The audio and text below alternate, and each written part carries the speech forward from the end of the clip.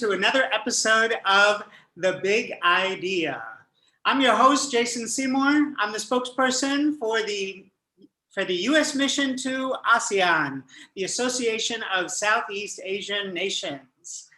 The mission started this program because we know that Southeast Asia is filled with young leaders who have big ideas, and some of them have turned their big ideas into a reality.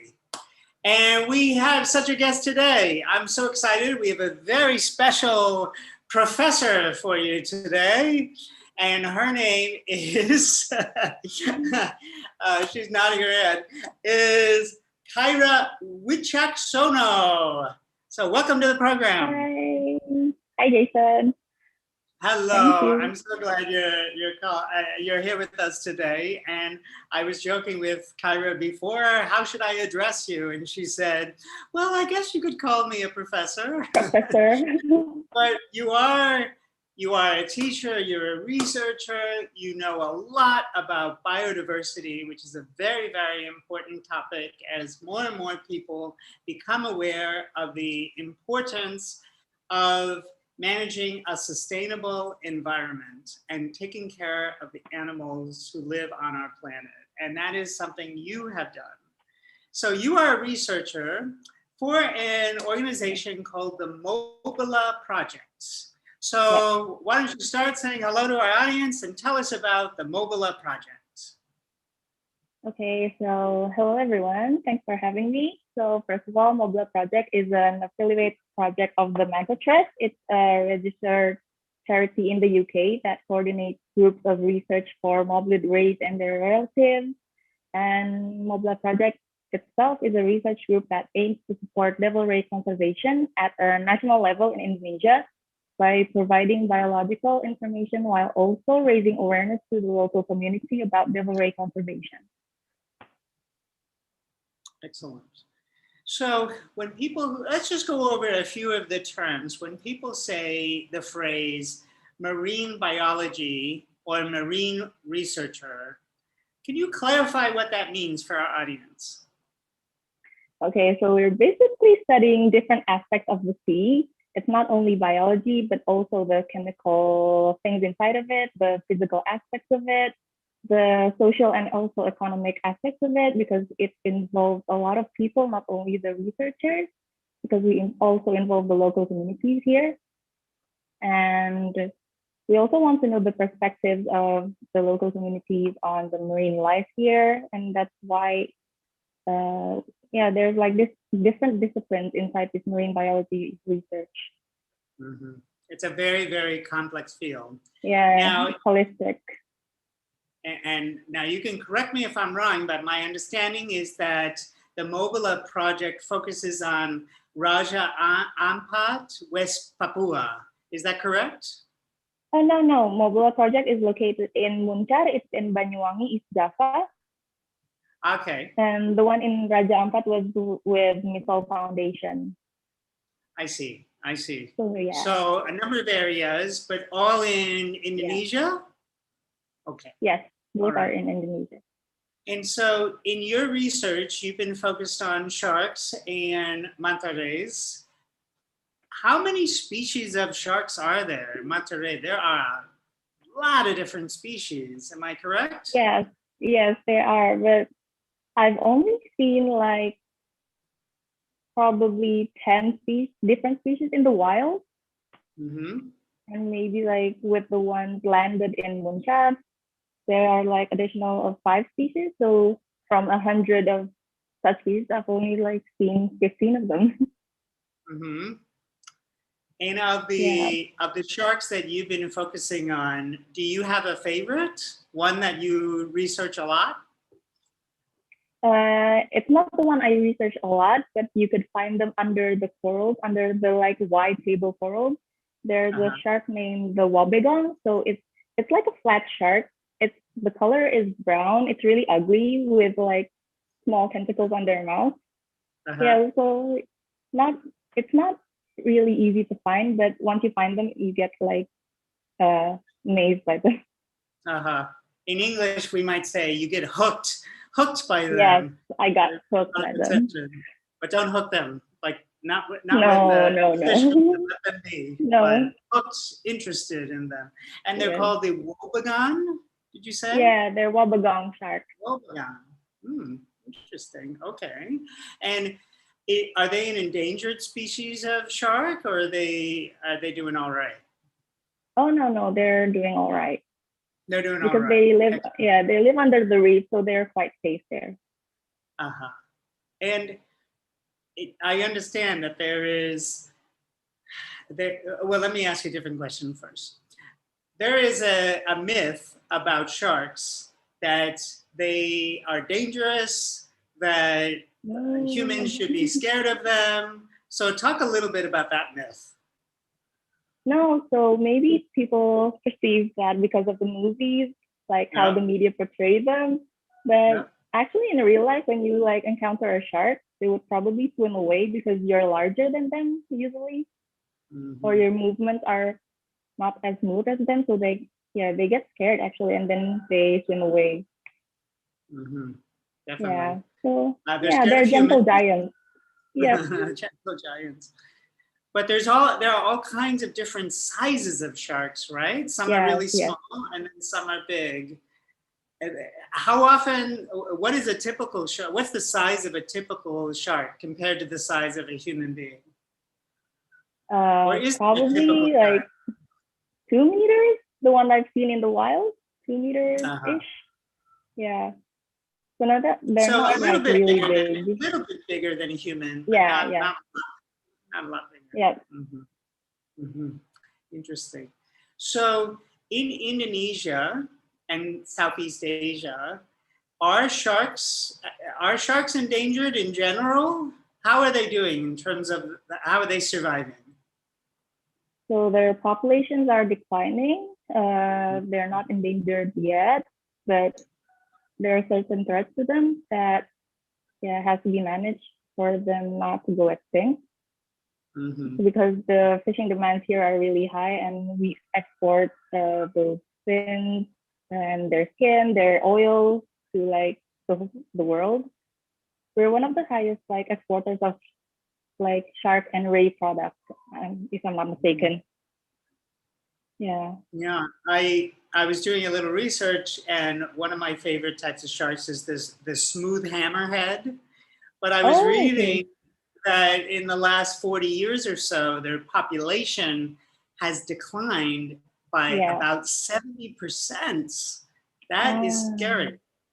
Yeah. So some of these beautiful creatures are really in danger because the human population has grown, and we like to, well, we all eat, and many of us the demand grow also.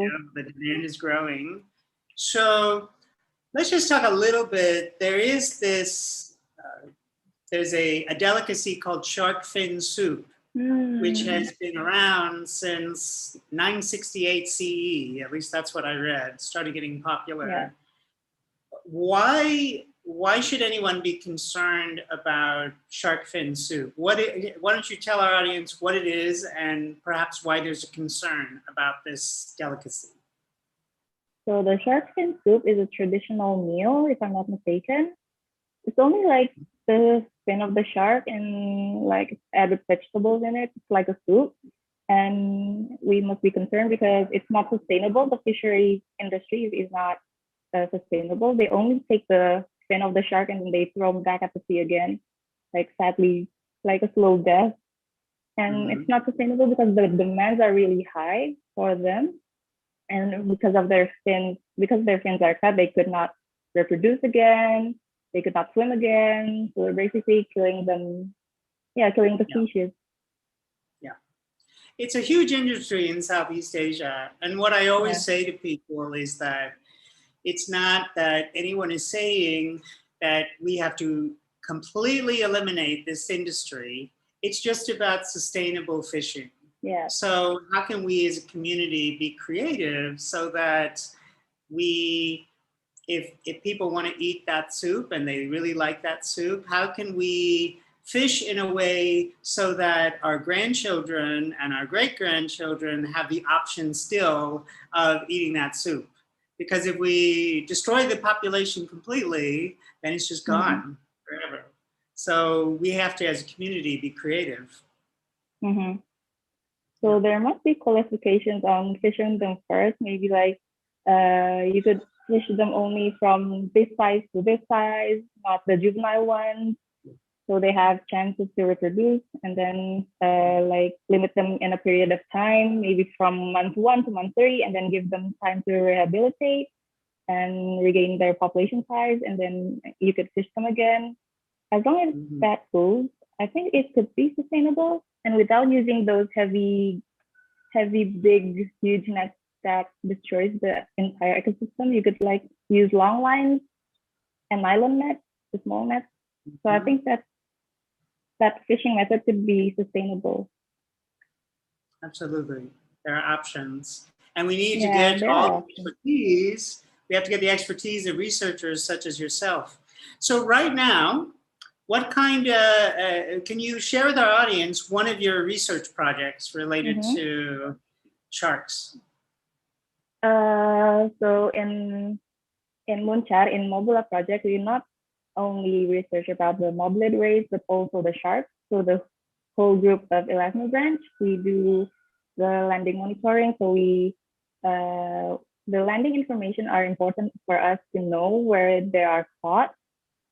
And then from that information, we can know like how many fishermen are there, like how could we manage the amount of fishermen in the same spot there, so so overfishing would not happen. And then from those landing information, we also know the location for us to do satellite tagging. So we are currently focusing on satellite tagging on devil rays and manta rays. So it is to find out the survival rate of the devil rays once they're released back in the ocean after being caught by gill nets.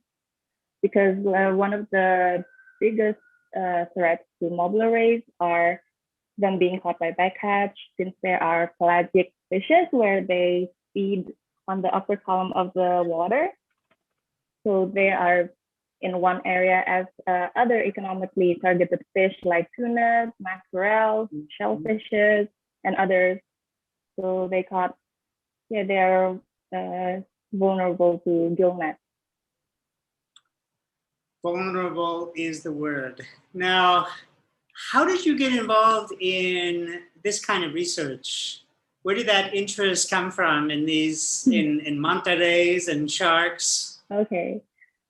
So to start from an earlier age, when I was in elementary school, whenever I got good grades, my parents would buy me this huge encyclopedia of animals. So there's additions to it. Like the first one are the wildlife, and then the second ones are the oceans. And I really like the second edition.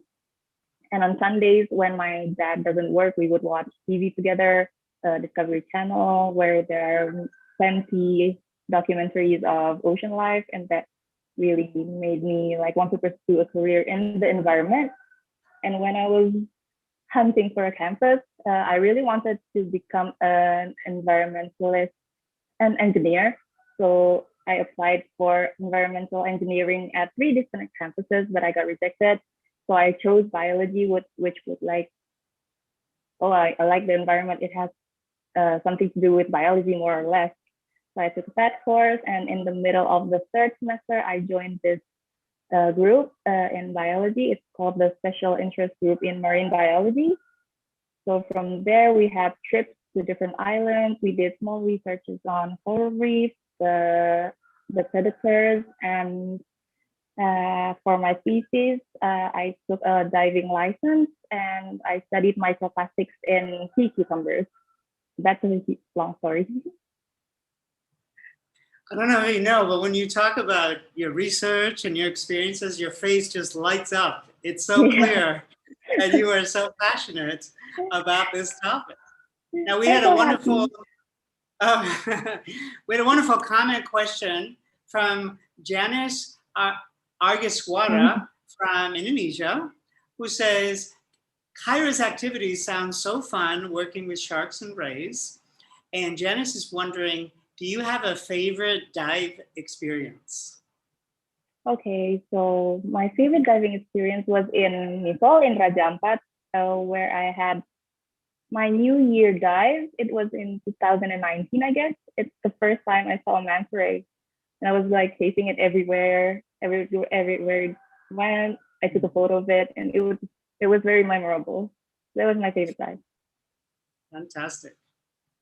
I'm wondering, we sometimes hear, or people sometimes hear, including myself, that girls and women are occasionally discouraged from either studying the sciences or working in the sciences. Did you ever experience that or feel that growing up, having such an interest in marine biology and the sciences and perhaps engineering as well? Mm-hmm. No. Luckily, my parents were very supportive of me pursuing a career in marine biology. They were very happy that I had something I was passionate about and it was helpful to other people. So yeah, and my friends are also supportive. So I had no problem, luckily. That's excellent to hear. Now, when you went on your first dive, did you have any fear or were you just bold and ready to go? I was very excited. You were? Yeah, I wasn't scared at all. And how did they do it? Did they keep a tank above the surface, or how deep did you go? Oh, for the first dive, I was only allowed to go 10 meters deep. That was my first dive ever. Right. It was in the waters of Jakarta, actually, in Pulau Seribu. Oh, fantastic. Yeah. I will have to go for a dive in Jakarta sometime. Go. The first time I went for a dive, I was really excited, but I had a lot of questions about the breathing. Yeah, I was a little bit concerned. I wouldn't say I was scared, but I definitely wanted to understand how everything worked. And if I suddenly couldn't breathe, what was I supposed to do? So there's a lot of details. And so it makes sense. Yeah. The first dive you go on, you only go so deep. Yeah. Interesting. I don't know if I should read this or not, but I'm going to, because you got a comment from one of our regular listeners, Skylar, who says, Professor Kyra is so gorgeous. Okay. Thank you. Nice compliment there. Now, either for the Devil Ray, that's such an interesting name. Why is it called the Devil Ray? Do you know the history of the name?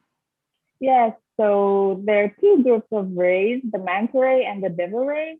So the differences of them is that the manta rays have cephalic fins, or the fins on their head that could flap in and out, whereas the devil rays, their cephalic fins are more rigid, so they're like horns. That's why they're called devil rays. Oh, okay. Yeah. I got it. I'm imagining it. Yes, I got it. Okay, interesting. Now, I was reading, have you ever heard of the goblin shark? The goblin shark? Well, I guess there's so many sharks. Of it, and it's kind of pink and really, it's described on the internet as the ugliest shark. Oh, so okay. I'm looking at it now. So, and that's what we were saying earlier. There's so many different types of sharks. This is a really diverse topic that people don't realize how much there is to learn. So, as a researcher, do you have any tips for young people who are thinking about becoming researchers or experienced researchers, tips that you've learned along the way that have helped you to be more effective as a researcher? So first of all, you got to know what your purpose is. And then from that purpose, find out the right method, read a lot of papers, read a lot of previous research that maybe connects with your research now. First of all, you list them and then you connect them to the theories you've already read. Find out the possibilities of what your data could be benefit or beneficial or whatsoever. and then consult to a lot of professionals. Maybe that. Yeah, you basically really got to good do a tip lot of about reading. yes, a lot of reading and reading from different sources. Yes, Because a lot of people, no matter what they're researching, and we all have a tendency to do this, we like reading things that agree with what we already believe. But we need to go beyond that. We need to challenge ourselves because maybe our hypothesis is wrong. Maybe our belief is wrong. And as a scientist, you want to get to the truth. Even if that means you've been wrong for the past month, your goal is to figure out the truth. Yeah. And having a purpose is important. And that's true for no matter what someone is doing. We have a lot of young leaders who listen to this show and they have all kinds of purpose. Sometimes they're scientists, sometimes they're not. But that tip applies to everything. Know what your purpose is. Know what you're trying to achieve. Yeah. It's most important. So you studied biology, if I'm correct. Did you first focus on marine biology right away? No. So from early semesters, we study more general biology. So we study about everything about the plants, about microbiology. And then on the fifth semester, you're supposed to choose something for your thesis. So I chose marine biology. Because you just knew. You were lucky. I just knew. You knew as a young kid, elementary school kid, you knew this was the path for you. So you applied to be part of a YSEALI program, Young Southeast Asian Leaders Initiative. That's a US government program that we're very proud of. So you applied for this program. What were you hoping to get out of that program? First of all, the networks and the skills I needed to apply in real life, in my work. The first program I applied was for the Marine Degree Expedition. Yeah, my thesis was about microplastics, so it would be good learning. It would be a good learning platform for my thesis as well, and also maybe my insights could be used in the projects we're going to make. And we were required to make a project out of that program. So it was a collaborative project between Indonesia, the Philippines, and Cambodia. So it was very fun. And then you were so excited because you were selected. Yeah. And then what happened? Oh, I was selected as last year's cohort for the academic fellowship, and then COVID happened. So I was the first batch. Yeah, I was the first batch of the hybrid. So, which is unfortunate. You weren't able to go to the United States, but we want to send you. We're just waiting to see what happens, and hopefully things will calm down. But we do want to get you to the United States. Now, we do have another question from Indonesia, this time from Adi Yuwono. And Adi asks, in your overall diving experience, have you ever come across a whale shark? Sadly, no, because every time I was in Raja Ampat or diving, it was not the season. And every time I came home to Jakarta, it was the season for whale sharks. So, not lucky. Not yet. Tell our audience, what is a whale shark? Sorry, what? What is a whale shark for our audience members? Okay. Okay, so it's a huge shark that isn't carnivorous. It eats plankton. It's huge. It's spotted. It has a big mouth. So their mouths are rounded and big. They're like 4 meters, 5 meters long. And they're very gentle. They swim very slowly. Yeah. They're gentle. They're huge. They're gentle. They're huge. So gentle. They scare people because they're so big. Humans, Homo sapiens. Yeah. But you're saying they're actually gentle. Yeah, they're gentle and they eat plankton. Now, in your research, I'm sure we spoke earlier about the myth that sharks are very, very dangerous. What are some other myths that people have about sharks that you would like to fix that you would like to inform our audience? What do they think about sharks that is incorrect? What do people think about sharks besides them being scary? I don't know. Maybe they could be medicine for traditional Chinese medicine. How Even though accurate is that? How it's not accurate is accurate at all. It's not Mhm. accurate at all because they contain a huge amount of mercury. So even consuming them is not healthy. It could be dangerous for your health.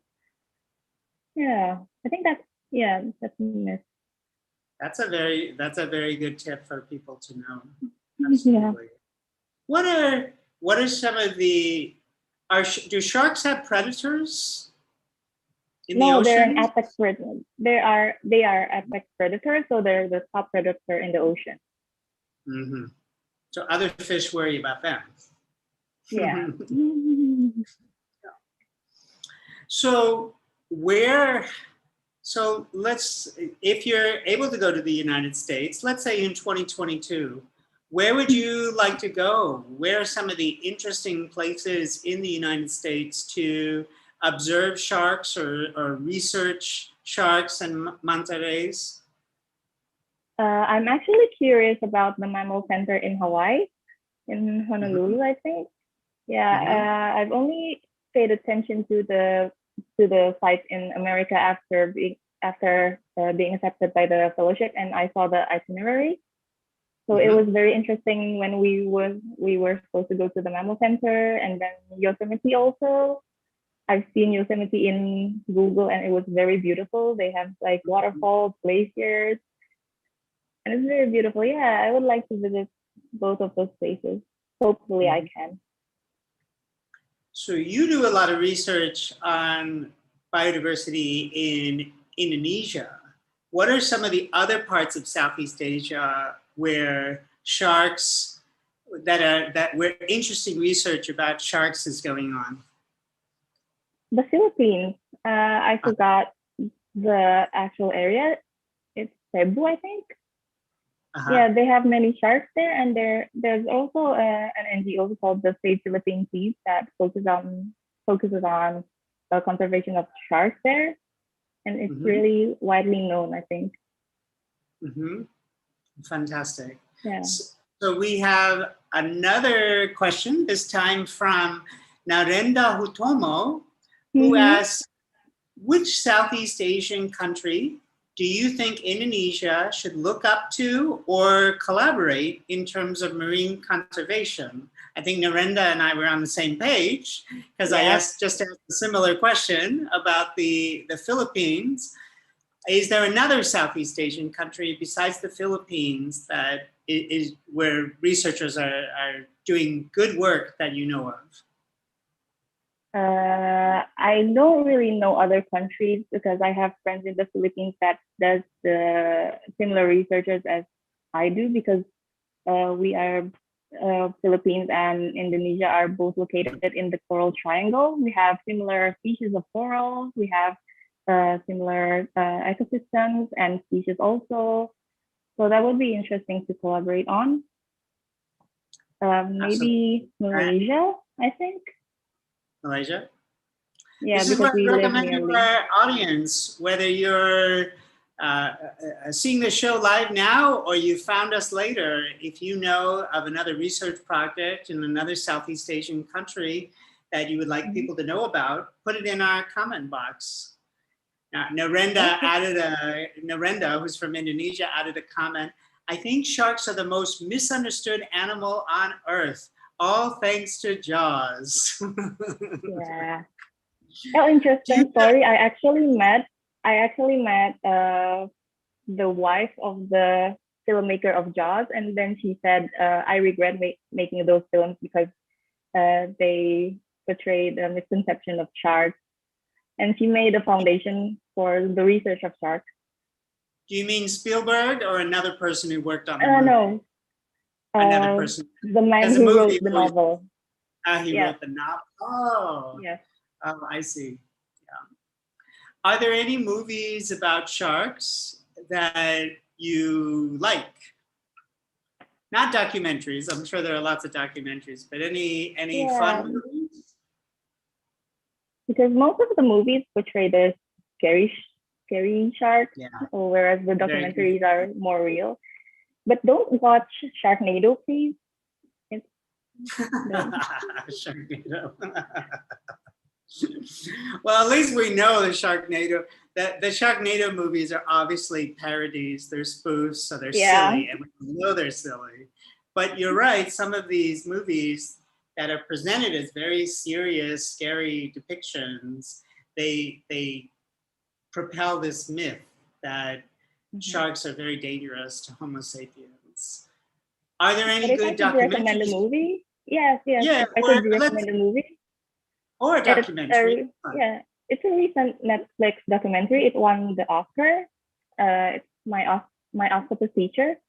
So I don't want to spoil much, but in long story short, there's a filmmaker who lives in the coastal area of South Africa, if I'm not mistaken, and he followed this octopus, and then they were friends because the octopus always followed him everywhere. Yes, I heard about this. Yeah. So it was a year later until the octopus died because it gave birth. And it was very emotional. I cried a bit. So. Well, you know that a film is powerful if it does that. Yeah. Now we have another question. This is from Stephanie. According to your research, what is going on now in terms of the habitat and the environment for sharks and rays in Indonesia? Are there suggestions that you would have to improve the habitat? Are there problems we could address? Maybe I could start from what we could do from the mainland is to be aware, to be more conscious of what the effects of anything we're doing, like the pollution, the plastic, the waste that we're throwing away. For the current habitat condition, it's getting better, I think, because there's many initiatives working together on making the habitat better. There's many marine protected areas being established now in Indonesia, and there's a target of making 70% of the waters in Indonesia a marine protected area by 2030, if I'm not mistaken. So that's very optimistic. What else could we do to improve? I think that's about it. Be a cautious traveler, tourist, like take care of whatever is near you. Yeah, I think that would be a great start. Certainly when we're traveling and we're going on tours, which has been greatly limited by COVID, but when we do travel, we always can be more conscious of where we're putting our trash and being careful what we're doing with that local environment. And there is greater attention. ASEAN is paying attention to this. The United States government is working with many countries, collaborating on this issue. We have to work together. That's how we solve it. I agree. I agree. We all play a little part, particularly with our trash and waste. Absolutely. Yeah. Well, you did get a fan from Skylar who said, Sharknado is a gem. So just speaking culturally for a minute, you're from Indonesia, and a lot of our audience comes from other parts of Southeast Asia and the United States. So let's, just a couple questions about Indonesia for a moment. What is one of your favorite Indonesian holidays? Holidays, maybe the holidays in Indonesia, there's many holidays, maybe the Eid one, the Idul Fitri one, because it's long, it has a long period of holidays, like 2 weeks. I think it's like the longest holiday we have. Indonesia just celebrated that holiday. What did you do during the long holiday? I take a rest from work. So in that specific time, we pray together. We have Like we eat together, we visit families, and we say our stories, and yeah, just to catch up with the other families. So it's a beautiful time of the year. It's fantastic. So if a researcher wants to get involved with either a Mobula project or biodiversity in Indonesia, what would you recommend? Sorry, what? Sorry, Jason. If someone wanted to help Mobula project or become a researcher for Mobula project, or just in general do more professionally about biodiversity, what would you recommend for that individual? So there's many platforms, there's many NGOs that you could reach out to. They sometimes have job applications or internships that you could apply to. Just study well in school, be passionate about what you do, and just try to apply. Excellent. Well, to all of our audience, if you're between the ages of 18 to 35, you can join the Young Southeast Asian Leaders Initiative. We'll have information. Being successful is about finding mentors, learning about opportunities. We can put you in contact with Kyra. We can help you find other mentors to help you on your journey. And there's lots of advice out there, so seek it, seek partners, seek mentors, seek advice. That is a big tip from me, and I'm sure Kyra agrees with that. So Kyra, I want to thank you so much for joining the show and sharing all your tips and getting us all inspired to think differently about sharks and to care about biodiversity and think about what we all can do to make a difference and make the world a better place. Thanks for having me. Thank you. Thanks so much, Kyra. Thanks to our audience for tuning in. Until the next time.